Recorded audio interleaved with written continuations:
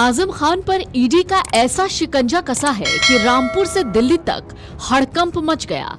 आजम खान भी सोच रहे होंगे कि आखिर उन्होंने ऐसा कर क्या दिया है। सुबह सुबह एक साथ 10 ठिकानों पर छापेमारी होनी शुरू हो गई। निशाने पर है जौहर यूनिवर्सिटी और आजम खान का ट्रस्ट। तो आखिर ईडी को किस चीज की तलाश है? क्या जौहर यूनिवर्सिटी से जुड़े मनी लॉन्ड्रिंग केस में अब बड़ा खुलासा होने वाला है?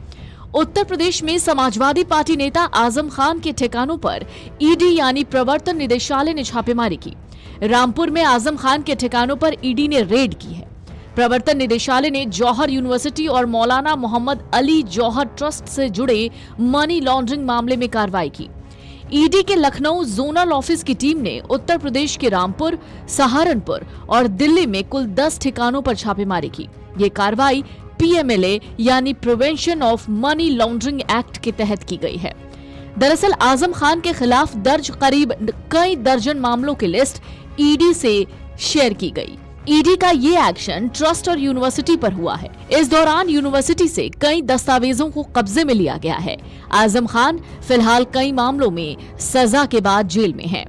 ईडी की जांच में आरोप है कि सरकारी ठेकों से मिलने वाले पैसों को कथित तौर पर दूसरे रास्तों से डाइवर्ट किया गया और बाद में इन पैसों का इस्तेमाल जौहर यूनिवर्सिटी और उससे जुड़े ट्रस्ट के लिए संपत्तियां बनाने और दूसरे कामों में किया गया।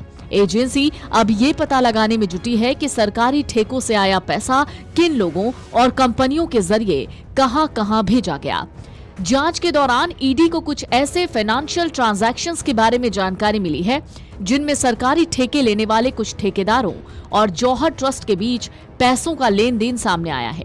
एजेंसी को शक है कुछ ऐसे ठेकेदार जिन्हें सरकारी कामों से आर्थिक फायदा हुआ, उन्होंने कथित तौर पर उस पैसे का एक हिस्सा ट्रस्ट या यूनिवर्सिटी तक पहुंचाया। ईडी के मुताबिक इन लेन देन में बड़ी रकम के डोनेशन और यूनिवर्सिटी में कराए गए निर्माण कार्य भी जांच के दायरे में है। यानी जांच सिर्फ बैंक खातों में पैसे के ट्रांसफर तक नहीं है, बल्कि ये भी देखा जा रहा है कि सरकारी ठेकों से जुड़े पैसों का इस्तेमाल यूनिवर्सिटी और ट्रस्ट की संपत्तियां बनाने में किस तरह हुआ।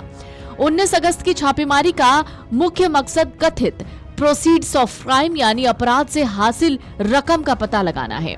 इसके अलावा ईडी की टीम वित्तीय रिकॉर्ड, बैंकिंग दस्तावेज, लेन देन से जुड़े कागजात और डिजिटल सबूत भी जुटा रही है। सर्च के दौरान मिले दस्तावेज और इलेक्ट्रॉनिक डिवाइस आगे की जांच में अहम हो सकते हैं।